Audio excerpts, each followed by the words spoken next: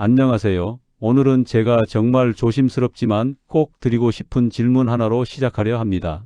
어젯밤 여러분은 몇 번이나 잠에서 깨어 화장실을 다녀오셨나요? 한 번? 두 번? 혹시 세 번 이상이었나요? 저도 예전엔 그랬습니다. 새벽 2시쯤이면 어김없이 아랫배가 묵직해지고 눈이 덜 떠지지도 않았는데 몸은 먼저 반응하더군요. 아, 또 화장실이구나. 한숨을 쉬며 천천히 몸을 일으키는데 그때 느껴지는 그 묘한 피곤함. 온몸에 힘이 풀려 화장실까지 걸어가는 게 왜 그리 멀게 느껴지는지 모르겠습니다. 불 켜기도 귀찮아서 어둠 속을 더듬어 화장실 문을 찾고 겨우 볼일을 보고 다시 침대로 돌아와 누우면 이상하게 잠이 다시 오질 않습니다. 뒤척이다가 가까스로 잠이 들면 이번엔 새벽 5시쯤 또다시 눈이 번쩍 떠집니다. 그리고 또 화장실. 이 경험 저만 그러는 줄 알았습니다. 그런데요. 어느 날 가까이 지내는 이웃 형님께서도 그러시더군요. 야, 나도 밤마다 서너 번은 꼭 일어나. 그냥 나이 먹으면 원래 그런 줄 알았지. 동네 약국을 가면 약사님도 비슷한 이야기를 자주 들으신다 하고 아침 운동 나갔다가 만난 친구는 나만 그런 줄 알았네 허하고 웃더군요. 교회 장로님도 산책길에서 자주 마주치는 아주머니도 저마다 표현만 다를 뿐 비슷한 고충을 겪고 계셨습니다.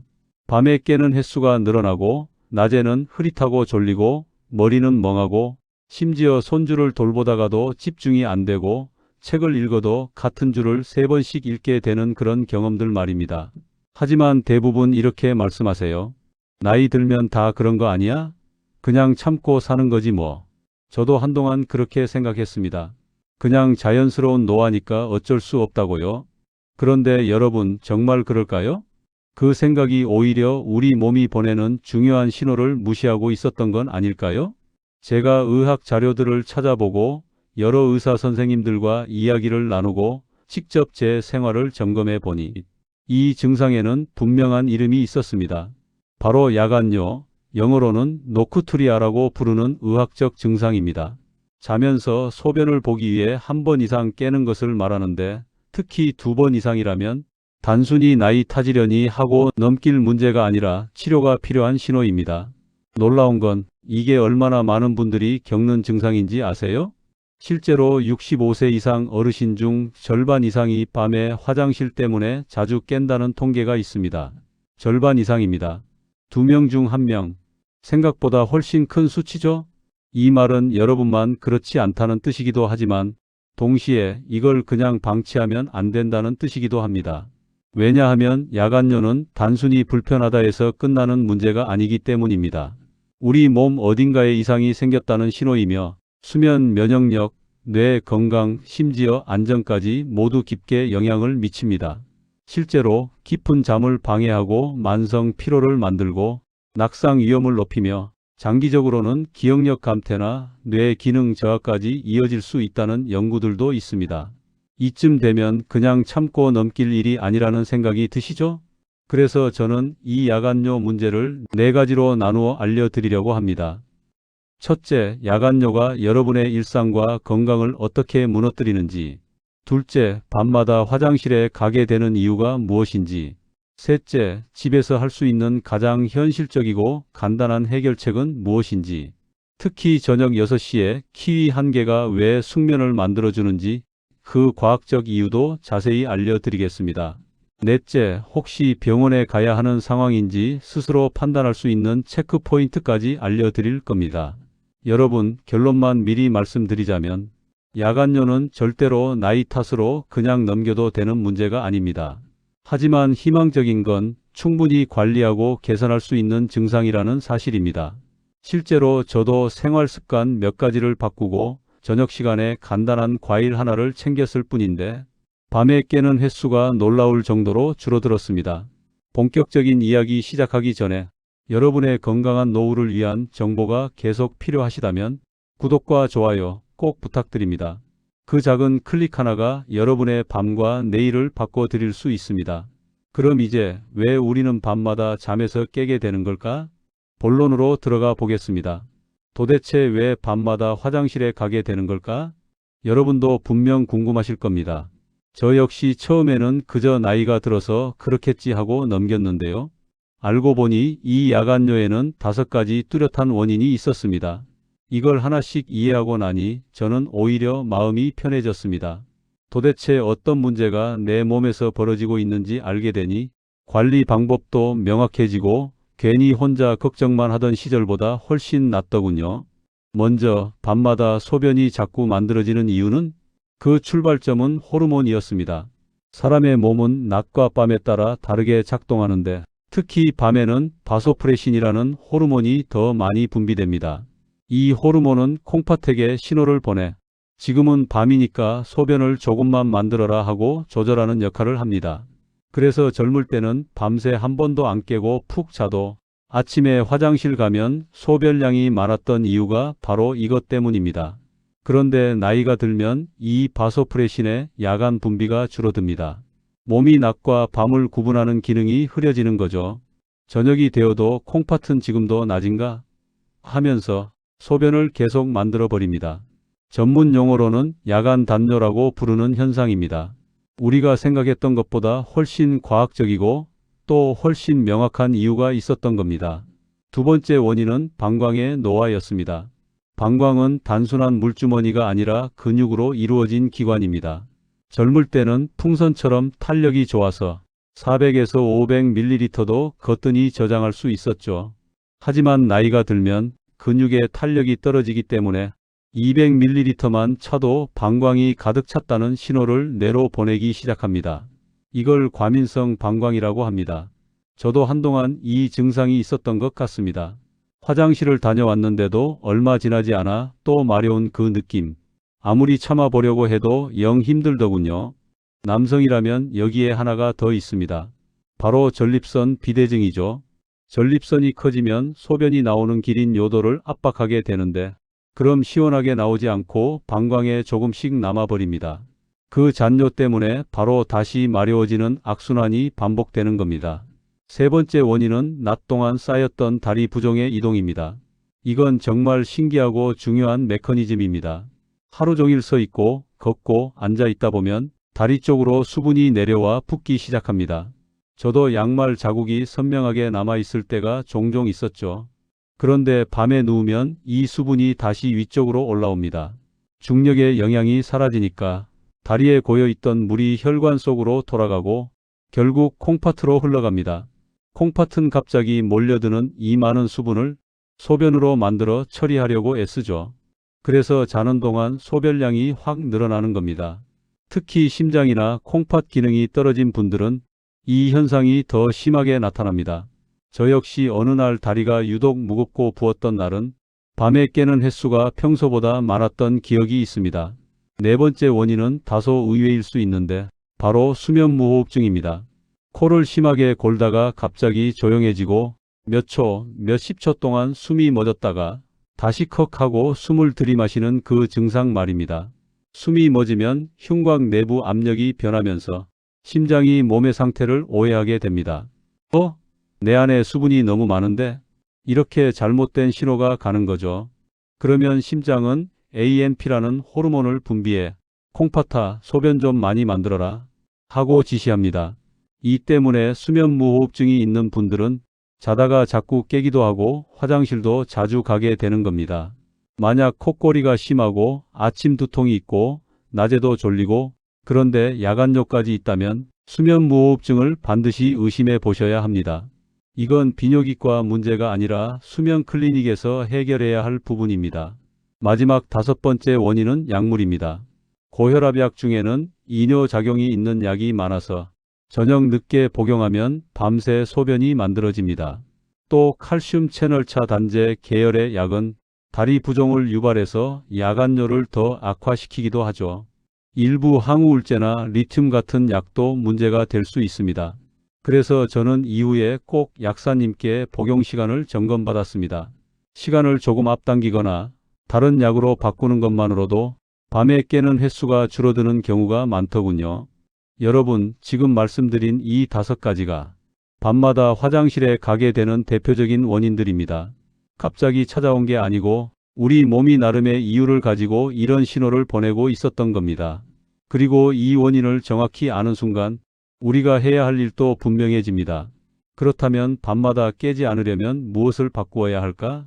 어떻게 하면 저녁부터 내 몸을 잠들 준비가 되게 만들 수 있을까? 이 질문이 자연스럽게 따라오겠죠? 그럼 다음으로 제가 직접 경험했고 실제로 도움이 되었던 저녁 6시 키위 한 개 숙면법, 그 과학적 근거와 실천 방법을 자세히 알려드리겠습니다. 여러분, 이제부터 말씀드릴 내용은 제가 정말 개인적으로도 큰 도움을 받았고 또 많은 분들에게 자신 있게 추천드릴 수 있는 방법입니다. 바로 저녁 6시에 키위 한 개를 먹는 것, 이 단순한 습관 하나였습니다. 처음엔 저도 반신반의했습니다. 과일 하나 먹는다고 잠이 달라질까? 밤에 화장실 가는 게 줄어들까? 그런데요, 이 작은 녹색 과일 하나가 제 밤을 완전히 바꿔 놓았습니다. 얼마 전의 일입니다.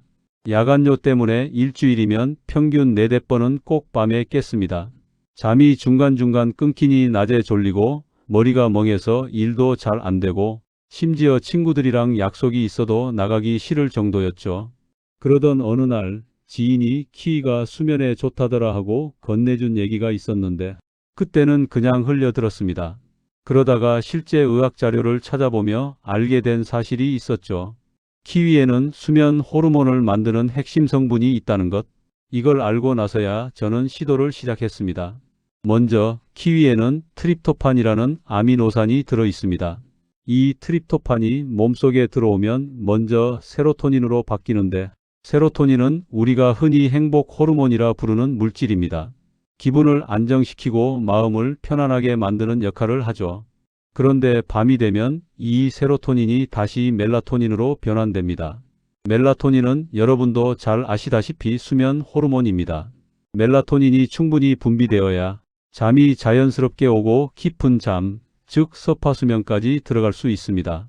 그런데 중요한 건 트립토판만 있다고 해서 멜라토닌이 잘 만들어지는 건 아니라는 겁니다. 여기서 키위의 진짜 힘이 나타납니다. 키위에는 멜라토닌 합성을 돕는 비타민 C, 엽산, 항산화 물질, 그리고 소량의 직접적인 멜라토닌 성분까지 들어 있습니다. 즉, 키위는 수면 호르몬 공장의 재료와 도구를 한꺼번에 제공하는 셈이죠. 여기에 또 하나, 제가 이 과일을 더 특별하게 느끼게 된 이유가 있습니다. 키위 2개를 자기 1-2시간 전에 먹인 그룹에서 수면 시간 증가, 잠드는 시간 단축, 수면의 질 개선이 나타났다는 해외 연구가 있었습니다. 물론 연구는 2개 기준이지만 세로토닌, 멜라토닌 변환 시간을 고려했을 때 저는 저녁 6시 키위 한 개가 가장 현실적이라 판단했습니다. 왜냐하면 멜라토닌이 만들어지는 데에는 2-3시간 정도 소요되기 때문입니다. 저녁 6시에 키위를 먹으면 밤 9시에서 10시쯤 자연스럽게 졸음이 오고 깊은 잠에 들어가기 쉬워지는 구조죠. 키위가 좋은 이유는 또 있습니다.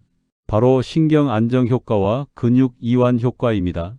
키위에는 마그네슘이 많지는 않지만 풍부한 비타민 C와 항산화 물질이 신경계 스트레스를 완화해주고 방광 근육의 과민 반응을 줄여주는 데 도움이 됩니다.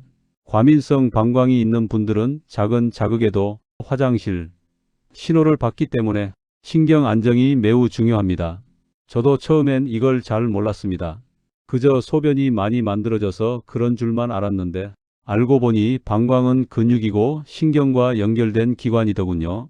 이 신경계를 편안하게 만드는데 키위가 의외로 효과적이었습니다.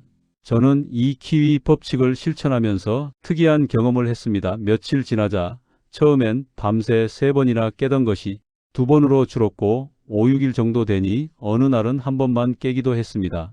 그 다음 주에는 밤새 1번도 안 깨고 잔 날도 있었습니다. 아침에 일어나는데 온몸이 가뿐하고 머리가 맑다는 게 이런 거구나 싶었습니다. 마치 오래된 안개가 거친 느낌이었다고 할까요? 이런 변화가 오니까 이게 그냥 과일 하나의 문제가 아니구나 하는 확신이 생겼습니다.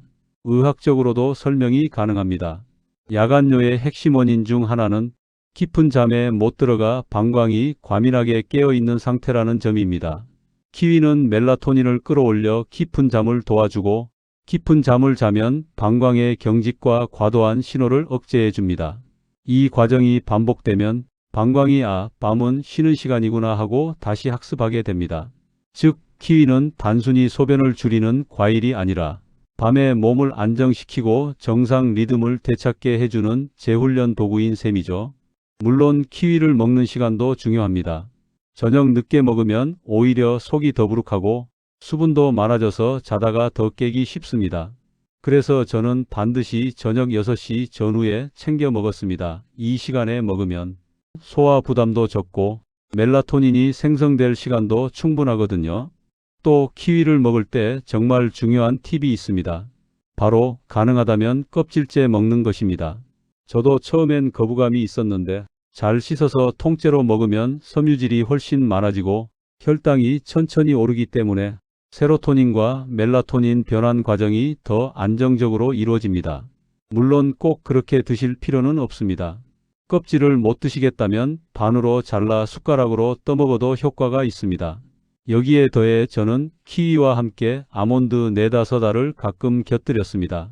아몬드에는 마그네슘과 소량의 멜라토닌이 있어 방광 근육 이완에도 도움이 되기 때문입니다. 하지만 필수는 아닙니다. 핵심은 저녁 6시 키위 1개, 이 한 가지면 충분합니다. 여러분, 우리가 밤마다 깨는 이유는 복잡한 것 같지만 사실 우리 몸의 리듬이 흐트러지고 신경과 근육이 지나치게 예민해진 결과일 때가 많습니다. 키위는 그 리듬을 다시 되돌리는데 아주 좋은 도구입니다. 아주 작고 아주 간단한 습관이지만 정말 큰 변화를 가져다 줍니다. 이제 다음으로 키위 외에 도움이 되었던 생활습관 개선 5가지, 그리고 실제 제가 적용하며 어떤 점을 조심해야 했는지까지 상세히 말씀드리겠습니다. 여러분, 저녁 6시 키위 1개만으로도 분명한 효과를 느낄 수 있지만 저는 이 방법과 함께 5가지 습관을 동시에 실천하면서 야간뇨가 훨씬 빠른 속도로 개선되는 경험을 했습니다. 사실 키위만 먹고 나아지는 사람도 있지만 야간뇨는 우리의 생활 전반, 수면 리듬, 수분 대사, 방광 기능, 신경계와 모두 연결되어 있기 때문에 조금만 삶의 구조를 바꿔줘도 훨씬 더 강력한 개선 효과가 생기더군요. 그래서 오늘은 제가 직접 실시하고 가장 효과 좋았던 5가지 생활 습관을 하나씩 자세히 설명드리려고 합니다. 이건 어렵지 않습니다. 그리고 무엇보다 지금 당장 오늘 밤부터 시작할 수 있는 변화들입니다. 첫 번째, 3일간 배뇨일지를 쓰는 것. 이 방법은 처음엔 번거롭게 느껴졌지만 제가 제 몸의 상황을 정확히 알게 해준 아주 중요한 과정이었습니다. 저는 작은 수첩을 하나 꺼내서 소변 본 시간, 대략적인 양, 마신 음료 종류, 잠든 시간과 깬 시간까지 모두 기록했습니다. 예를 들면 이렇게요. 오후 7시 물 1컵, 오후 10시 잠들, 새벽 2시 150ml 정도 배뇨, 새벽 4시 100ml. 이런 식으로요. 이걸 3일만 써보면 금방 패턴이 보입니다. 제가 어떤 시간대에 수분을 많이 마시는지, 밤에 깨는 이유가 소변이 많이 만들어져서인지 아니면 방광이 예민해서인지 혹은 그 둘 다인지 명확해집니다. 병원에 가야 하는 상황인지도 구별할 수 있고요. 실제로 저는 이 기록 덕분에 야간 단뇨인지 과민성 방광인지 수면 문제가 있는지 구분이 쉬워졌습니다. 여러분께서도 이 배뇨일지 3일만 해보시면 벌써 절반은 해결된 거나 다름없습니다. 두 번째, 저녁 6시 이후 수분을 줄이는 것. 이건 아마 많은 분들이 알고 계실지도 모릅니다. 하지만 막상 실천해보면 생각보다 어렵습니다. 저도 6시 이후에는 물을 거의 마시지 않으려고 했는데 습관적으로 컵을 들고 있다가 벌컥벌컥 마시곤 했습니다. 그래서 저는 딱 2가지만 기억하려고 했습니다. 6시 이후엔 목이 마르면 한두 모금만, 그리고 컵을 들고 마시지 않는다. 이게 핵심이더군요. 특히 커피, 녹차, 콜라 같은 카페인 음료는 되도록 피했습니다. 카페인은 인뇨 작용이 있어 밤에 소변이 더 많이 만들어지는 걸 경험을 통해서도 알 수 있었습니다.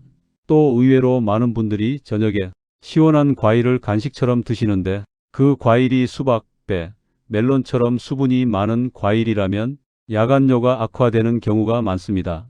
저는 여름철엔 정말 주의를 많이 했습니다. 저녁에 시원한 수박 한 조각 먹는 게 너무 좋지만 먹고 난 다음 날이면 꼭 한 번은 더 깨더군요.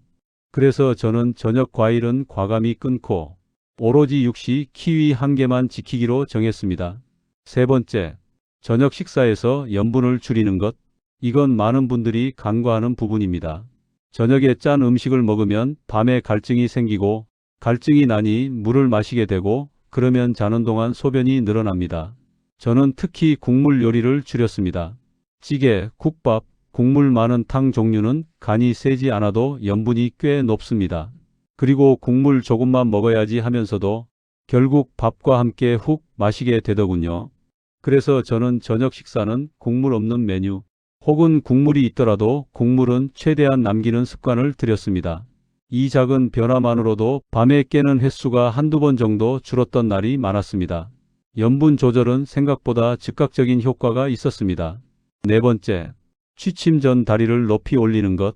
이건 제가 가장 강력하게 추천드리고 싶은 방법입니다. 낮 동안 다리에 고여있던 수분이 밤에 누우면 몸쪽으로 올라와 콩팥으로 몰리고 그게 소변으로 만들어진다는 원리를 앞서 말씀드렸죠. 그래서 저는 잠들기 1시간 전쯤 침대에 누워서 다리 밑에 쿠션을 두어 심장보다 높게 올려 놓았습니다. 10에서 15분 정도 해도 충분합니다. 이렇게 하면 낮 동안 쌓였던 부종이 밤에 잠들기 전에 먼저 해결됩니다. 그러면 자는 동안 콩팥이 갑자기 수분을 처리하는 일이 줄어들어 밤중 배뇨가 확실히 줄더군요. 저는 이 습관을 시작하고 나서 밤에 깨는 횟수가 가장 빠르게 줄었습니다. 특히 다리가 잘 붓는 분들은 반드시 해보시기를 권합니다. 정말 효과 강력합니다. 다섯 번째, 잠들기 직전 반드시 소변을 보는 것. 이건 정말 기본적인 행동이지만 은근히 놓치기 쉽습니다. 저도 처음엔 졸리면 그냥 누워버렸는데 그러고 나면 한두 시간 뒤 바로 소변이 마려웠습니다. 그 후로 저는 잠들기 전 마지막으로 화장실 들르기. 이걸 하나의 루틴으로 만들었습니다. 이를 닦고 세수를 하고 마지막에 반드시 화장실을 들르는 거죠. 방광을 최대한 비우고 들어가야 첫 번째 각성 시간이 뒤로 밀립니다. 이 작은 루틴이 그날 밤의 숙면을 결정짓는 경우가 정말 많았습니다. 여러분, 제가 소개한 이 5가지는 복잡하거나 힘든 방법이 아닙니다. 대단한 노력도 필요하지 않습니다. 그냥 오늘 저녁부터 할 수 있는 작은 변화들입니다. 하지만 이 변화들이 모이면 밤에 깨는 횟수가 줄어들고 아침의 컨디션이 완전히 달라집니다. 다음은 이러한 생활 습관과 함께 반드시 알아야 할 경고 신호. 즉, 이 정도면 집에서 해결할 게 아니라 병원에 가야 한다는 기준을 정확히 알려드리겠습니다. 이 기준을 알고 있으면 위험한 상황을 놓치지 않을 수 있고 반대로 괜히 걱정하며 불안해할 필요도 없습니다. 이제 마지막으로 여러분께 꼭 드리고 싶은 이야기입니다. 앞에서 말씀드린 키위 숙면법이나 생활습관 5가지는 정말 많은 분들에게 도움을 주는 방법이고 저 역시 큰 효과를 봤지만 모든 사람이 집에서 해결할 수 있는 것은 아닙니다. 어떤 분들은 이미 몸속에서 경고 신호를 보내고 있는 상태일 수 있습니다. 그래서 오늘 마지막 부분에서는 이런 경우는 바로 병원에 가셔야 합니다. 하는 기준을 정확하게 정리해 드리겠습니다. 이걸 아는 것만으로도 불필요한 불안은 덜고 정말 필요한 순간에 중요한 치료를 놓치지 않을 수 있습니다. 첫 번째 경고신호. 갑자기 야간뇨가 심해졌을 때 저는 예전에 제 모습을 떠올리며 가장 먼저 이 기준을 말씀드리고 싶습니다. 평소에는 밤에 한 번 정도만 깨던 분이 갑자기 3번, 4번씩 깨기 시작한다면 이건 절대 그냥 넘길 일이 아닙니다. 방광염, 전립선 문제, 콩팥 기능 저하, 심장 문제 등 여러 질환이 급성으로 나타날 때 이런 변화가 일어나기 때문입니다. 저도 어느 겨울에 갑자기 밤에 너무 자주 깨서 몸이 이상하다 싶어 병원에 갔었는데 그때는 단순한 염증이 원인이었습니다. 큰 질환은 아니었지만 만약 그때도 나이 타지겠지 하고 넘겼다면 며칠 뒤엔 더 큰 문제가 생겼을지도 모릅니다. 두 번째 경고신호. 소변 볼 때 통증이 있거나 피가 섞여 나올 때 이건 정말 중요합니다. 소변이 따갑고 아프거나 조금이라도 붉은색을 띈다면 즉시 병원에 가셔야 합니다. 여기에는 방광염, 요로감염, 신우신염, 남성의 경우 전립선염 등 다양한 질환이 숨어 있을 수 있습니다. 특히 피가 보이는 경우는 단 하루라도 그냥 넘기면 안 됩니다. 많은 분들이 아침엔 괜찮던데 어제 잠깐 아픈 거겠지 하며 그냥 넘기시는데 이건 위험한 신호일 수 있습니다. 이럴 때는 가까운 비뇨기과나 내과로 바로 가야 합니다. 세 번째 경고신호. 참지 못해 지리는 상황이 생길 때 이건 단순한 불편함을 넘어 방광의 조절 기능이 크게 흔들리고 있다는 신호입니다. 방광 근육이 과도하게 수축하거나 전립선이 심하게 막혀 있거나 신경계 문제가 있을 수도 있습니다. 저도 환자분들 사례를 들으면서 많이 느꼈지만 절대 부끄러워할 일이 아닙니다. 오히려 이 시그널은 몸이 지금은 빨리 도움을 받아야 한다고 외치는 순간입니다. 적절한 시점에 치료를 시작하면 오히려 훨씬 빨리 회복할 수 있습니다. 네 번째 경고신호. 하체 부종이 심하고 숨이 차는 경우. 이건 콩팥, 심장, 간 기능과 깊이 관련된 신호일 수 있습니다. 저녁만 되면 다리가 심하게 붓고 누웠는데도 붓기가 빠지지 않거나 조금 걸어도 금세 숨이 차다면 이건 즉시 병원에서 정밀검사를 받아야 합니다. 간혹 이런 증상을 운동 부족인가? 나이 때문이겠지 하고 넘기다가 뒤늦게 심장 기능이 많이 떨어진 걸 알게 되는 경우도 있습니다. 그러니 이 부분만큼은 반드시 신중하게 살펴보셔야 합니다. 여러분, 오늘은 야간뇨가 왜 생기는지, 왜 그냥 참고 넘기면 안 되는지, 그리고 제가 직접 효과를 본 저녁 6시 키위 1개의 힘까지 차근차근 이야기 나누었습니다. 결론은 단순합니다. 야간뇨는 나이가 들면 어쩔 수 없이 생기는 자연스러운 현상이 아니다. 이건 우리 몸이 보내는 지금 뭔가 바꿔야 합니다. 라는 중요한 신호입니다. 하지만 동시에 충분히 관리하고 바꿀 수 있는 문제이기도 합니다. 키위 1개, 수면 전 다리 올리기, 육시 이후 수분 줄이기, 짠 음식 줄이기, 배뇨일지 기록하기. 이 작은 선택들이 모여 밤을 바꾸고 아침을 바꾸고 결국 여러분의 하루와 인생을 바꿉니다. 저도 그랬습니다. 밤마다 깨던 시절과 지금의 저는 완전히 다른 삶을 살고 있습니다. 아침에 눈을 뜨면 몸이 가볍고 기운이 있고 하루가 기대됩니다. 이 변화가 여러분께도 꼭 찾아가길 진심으로 바랍니다. 오늘도 제 이야기를 함께 들어주셔서 진심으로 감사합니다. 여러분의 밤이 편안하고 내일이 더 가벼워지길 제가 마음 깊이 응원합니다. 혹시 이 영상이 도움이 되셨다면 여러분의 한 번의 구독과 좋아요가 저에게는 큰 힘이 되고 여러분께는 앞으로 더 좋은 정보를 받아보는 길이 됩니다. 항상 건강하시고 오늘 밤은 꼭 편안한 잠 이루시길 바랍니다. 감사합니다.